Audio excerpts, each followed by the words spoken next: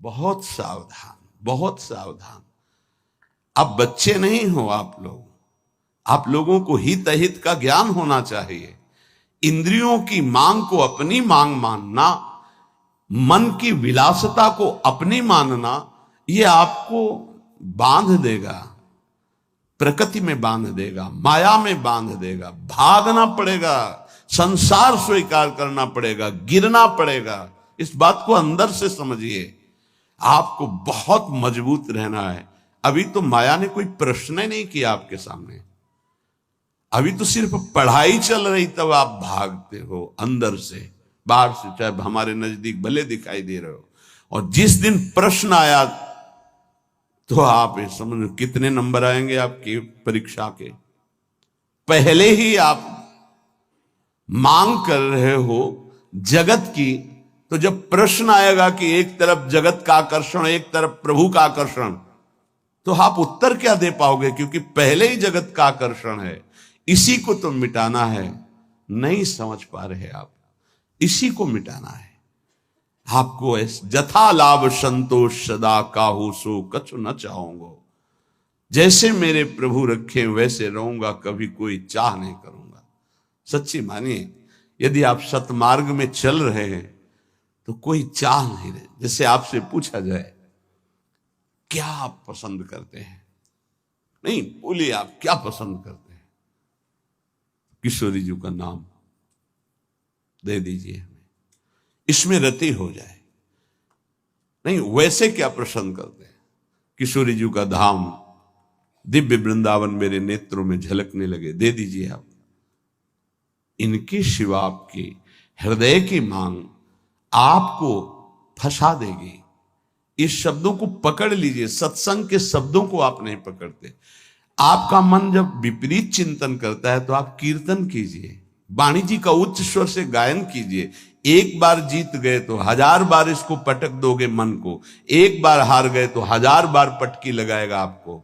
आप समझो, आप किसी विशेष कृपा से आप चल रहे हैं। अगर इस विशेष कृपा की अवहेलना करेंगे तो आपका परमार्थ रुक जाएगा। पूज्यपाद श्री उड़िया बाबा जी महाराज से स्वामी अखंडानंद जी महाराज प्रश्न करते हैं, बाबा यदि कोई हमारे गुरु और इष्ट की निंदा कर रहा है तो हमारा क्या कर्तव्य बनता है? यदि कोई हमारे गुरुदेव की इष्ट की निंदा करता है तो हमारा उस समय क्या कर्तव्य बनता है? उत्तर, उस उपासक को चाहिए कि उसके सामने जो इष्ट की निंदा या गुरुदेव की कर रहा है वहां से तत्काल हट जाना चाहिए। कभी भी दोबारा उसके पास नहीं बैठना चाहिए। नीति कहती है कि सहन नहीं करना चाहिए, लेकिन प्रीति कहती है कि उठ के चल देना चाहिए, लड़ाई झगड़ा नहीं करना चाहिए। बहुत ये व्यवहार की बहुत काम की बात है। प्रायः ऐसा संयोग मिलता है कि हमारे इष्ट और गुरुदेव की अवहेलना करने वाले हमारे रिश्तेदार, नातेदार, संबंधी ही होते हैं, माता या पिता या ऐसे। क्यों होते हैं? क्योंकि जब उनका कोई संबंधी भगवत मार्ग में चलता है तो फिर उनकी भावनाओं के विरुद्ध हो जाता है। अगर वो उनकी भावनाओं का ही केवल पोषण करने लगेगा तो इष्ट गुरु से विरुद्ध हो जाएगा, पक्का, आगे चल के देख लेना। और जब इष्ट गुरु की भावना में वो पुष्ट होता है तो उनकी लौकिक भावनाओं को वो कुछ भी नहीं गिनता। अब उनको लगता है कि ये जो हमारा पुत्र है या पुत्री है या पत्नी है या परिवार का सदस्य है, कितना हमें प्यार करता था, ये जब से गुरु जी से मिला, जब से उपासना में आया, तब से ऐसा हुआ। तो उसकी गुरु के प्रति, इष्ट के प्रति भी निष्ठा नहीं रहती, भक्ति नहीं रहती, और उसी के अंदर से माया निंदा करवाने लगती है, बहुत प्रियजनों के द्वारा। अब वहां क्या हमारा कर्तव्य है? हमको पास नहीं बैठना, हमको उनका विरोध नहीं करना। बाबा कहते हैं नीति तो आदेश करती है सहन ना करने की बात। संत शंभुश्री पद अपवादा कही सुनी तहा अस मर्यादा काटी जीव तासु जो बसाई, नीति कहती है। लेकिन बाबा कह रहे हैं भक्ति कहती, प्रीति कहती है कि हमको क्रोध नहीं करना, हमको वैर नहीं करना, बदला लेने की भावना नहीं करना, और ना हमको सुनना है। कान में अंगुली डाल के तत्काल वहां से अलग हो जाना, उससे फिर पुनः मिलना नहीं, उसका संबंध हृदय से अस्वीकृत करना है। जो सहन करता है तो भगवान और गुरुदेव में उसकी प्रीति स्थित हो जाती है। यही जीवन का परम लाभ है। दूर का कोई करे तो चलेगा, बिल्कुल पास का करेगा, नजदीक एकदम विरोध शुरू होगा, बिल्कुल नजदीक शुरू होगा। आपको बचाना है अपने आप को और उसका भी मंगल मनाना है। भगवान से प्रार्थना करनी है कि इसकी बुद्धि शुद्ध हो जाए और अपने को उसके आकर्षण, संबंध, वचन तीनों से दूर हटाना है। क्योंकि भगवान की स्मृति स्वयं श्री भगवान है। अगर आप इष्ट और गुरु की निंदा सुनेंगे, करना तो बहुत दूर की बात, तो आपकी भगवत स्मृति गायब हो जाएगी, स्मृति चली जाएगी। स्मृति गई तो कुछ नहीं रह गया। यहां तक कि उपासक को भगवान से भी बढ़कर भगवान की स्मृति पर भाव रखना चाहिए। यस्य स्मरण मात्रेण जन्म संसार बंधनात्, जिनका स्मरण मात्र संसार में जन्म मरण के चक्र से मुक्त कर देता है, उन प्रभु की स्मृति को प्रभु से भी बढ़कर के मानना है। कोई कहे प्रभु से बढ़कर कैसे हो सकता है?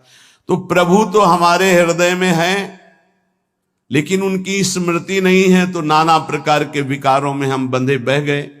और जिस दिन से गुरु कृपा से भगवत स्मृति जागृत हुई, तो हमें सुख मिला, शांति मिली, विश्राम मिला। दुख प्रभु नहीं दूर किए, प्रभु तो सबके हृदय में बैठे हैं। प्रभु की स्मृति, भजन ने दुख दूर किया। गोस्वामी जी ने भी लिखा है कि सबके हृदय अछत अविकारी, सकल जीव जग दीन दुखारी, तहां वेद अस कारण भाखा। वहां वेद ऐसा कारण बता रहे कि भगवान तो सबके हृदय में अछत अविकारी सुख सिंधु विराजमान है, पर जीव सब दीन दुखी हो रहे हैं, विषयों के प्रति दीन और दुखी हो रहे हैं। उसका कारण क्या है? भजन नहीं है। भगवान के होते हुए दुख निवृत्त नहीं हुआ, लेकिन जे भी भजन प्रारंभ हुआ भगवत स्मृति, वो दुख को जड़ से मिटा दिया। इसलिए भगवत स्मृति भगवान से भी बढ़कर, ऐसे भगवान की स्मृति देने वाले गुरुदेव और जिनकी स्मृति ऐसे हमारे आराध्य देव, अगर इनकी कोई निंदा करे तो मेरा प्रिय कैसे हो सकता है? माया जहां आप एकाग्रता करके प्रभु में लगने की कोशिश करेंगे तो विविध रूपों में आकर आपको आकर्षित करेगी। आप आकर्षित ना हो, आप विरोध से परास्त ना हो, आप अपनी भक्ति को पुष्ट रखें। जो जीव मेरा और तेरा, मैं और मोर, इसी को महत्व दे रहा है, वो भगवान से प्यार नहीं कर सकता। क्योंकि भगवान से प्यार करने के लिए इस मेरा और तेरा को, लौकिक शब्द को मिटाना पड़ेगा। मैं सिर्फ प्रियालाल का हूं, प्रियालाल मेरे, बस ये हृदय की स्थिति होनी चाहिए। देख लीजिए, प्रभु में ऐसी स्थिति, अनन्य चिंतन तभी हो सकता है जब हृदय में बात आ जाए कि मैं प्रभु का, प्रभु मेरे, बस सिर्फ प्रभु मेरे। प्रभु का वैभव रचा हुआ नहीं, प्रभु का जो भी है वो उससे मेरा संबंध नहीं, प्रभु से संबंध है। प्रभु का रचा हुआ तो अखिल ब्रह्मांडों में रजोगुणी लीला हो रही, तमोगुणी लीला हो रही, सतोगुणी लीला हो रही। नहीं, हमें प्रभु चाहिए, ये लीला नहीं, ये माया नहीं। जितनी भगवान की स्मृति में जन डूबते हैं, उतना ही आनंद का अनुभव होता है। पर जब हृदय में भोगों के प्रति राग होता है और जब वो नहीं मिलता तो क्रोध हो जाता है, चिड़चिड़ा स्वभाव हो जाता है, नाक में गुस्सा भर जाती है। ये उपासक सावधान इस वृत्ति से। नहीं, अगला इसका जो कदम है उसका नाम है भय। राग भोगों का, बराबर भोग तुम्हें मिलते रहे ऐसा सृष्टि में कभी किसी को नहीं होता। परिस्थिति बिगड़ती भी है, कभी ऐसी परिस्थिति आती है कि मनोनुकूल भोग नहीं मिलते, उस समय क्रोध, चिड़चिड़ा स्वभाव, नहीं शासन में लीजिए, नहीं अगला कदम जो है वो बड़ा भयावह है। राग से क्रोध और क्रोध से भयावह स्थिति। नित्यानंद रस की अनुभूति के लिए चलने वाला उपासक हृदय में भोगों का राग न रखे, नहीं तो क्रोध, चिड़चिड़ा स्वभाव हो जाना, कुछ अच्छा ना लगना, वो विध्वंसक भाव आगे भय उपस्थित कर देगा, आपकी चेष्टा भयावह होगी। भक्ति में मुख्य बात है भक्त कभी भी महापुरुषों के वचनों की अवहेलना न करे, अपराध न करे, इसका पूरा ध्यान रखे, नहीं तो बुद्धि भ्रष्ट हो जाएगी। ये मैं गूढ़ बात कहता हूं। जिन उपासक के अंदर भोगों का राग है, क्रोध है, भयावह कल्पनाएं हैं, वो आज्ञा का उल्लंघन करते हैं। अगर आज्ञा पर चलोगे तो कभी माया आपको परास्त नहीं कर पाएगी।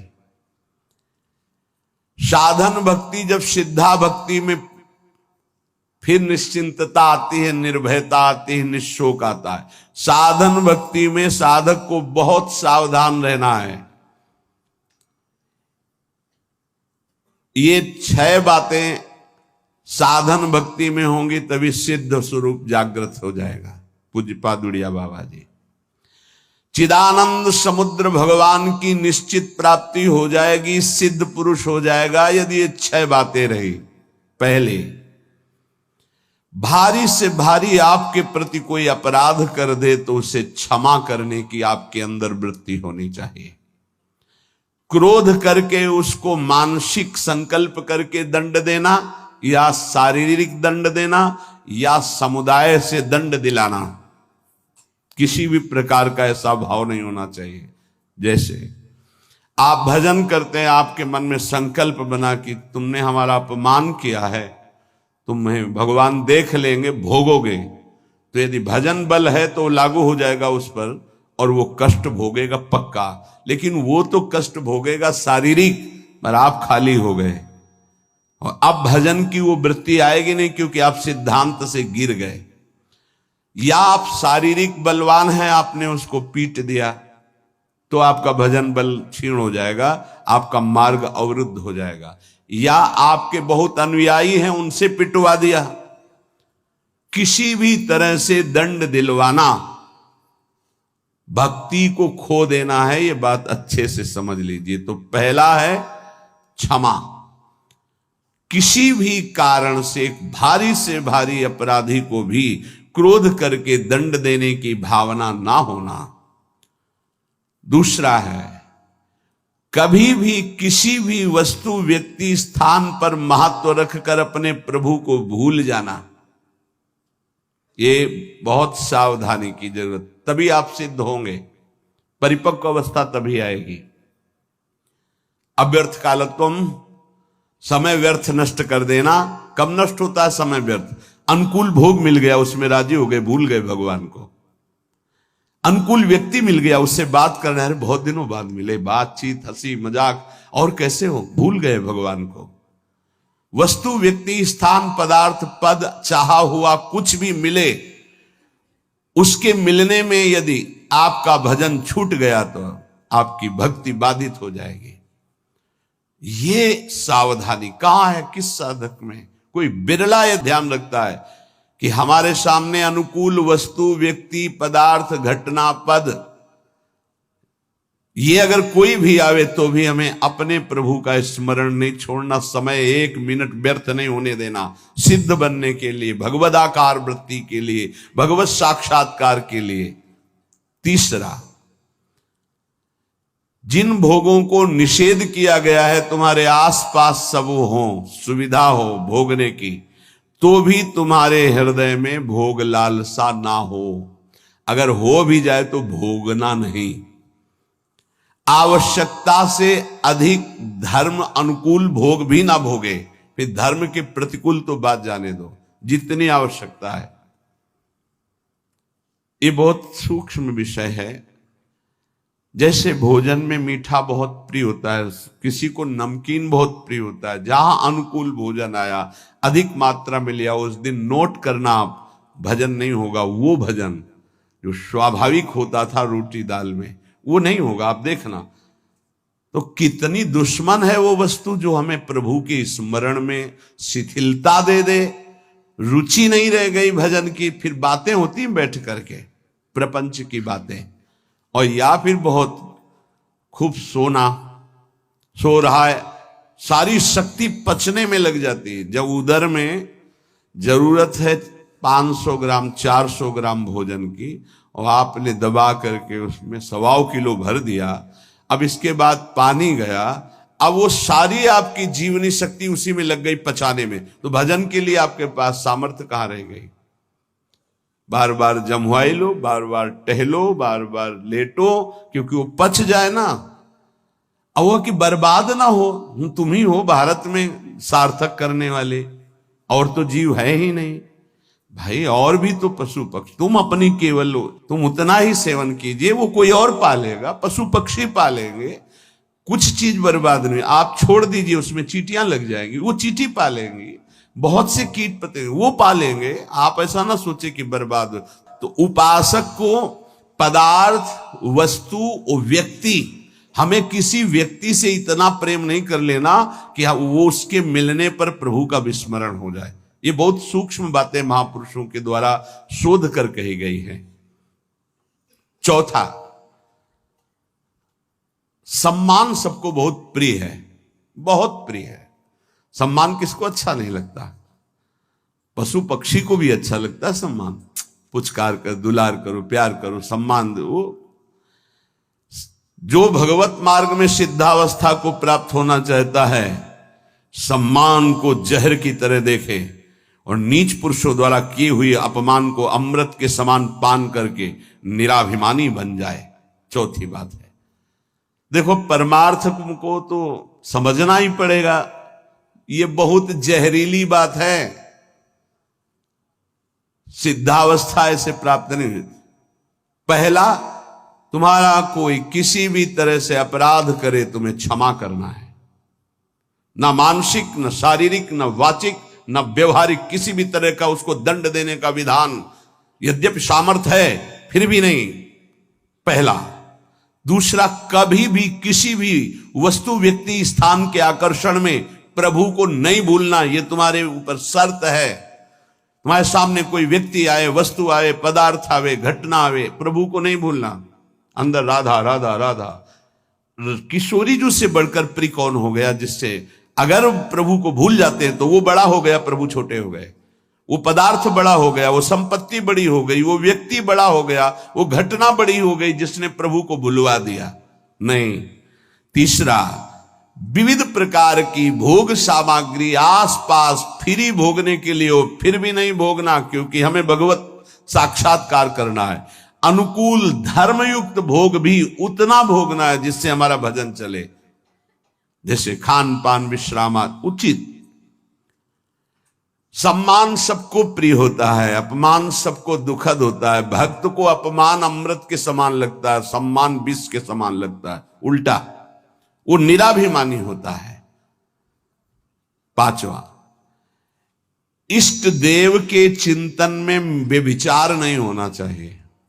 व्यभिचार ये परिपक्व भगवत साक्षात्कार की बात है, साधारण साधक की, प्रारंभिक साधक की बात नहीं है। 4 बार शिव जप लिया, 5 बार अमुक जप लिया, फिर जप लिया, ये जप लिया, वो जप लिया, नहीं। केवल अपने इष्ट देव में ही।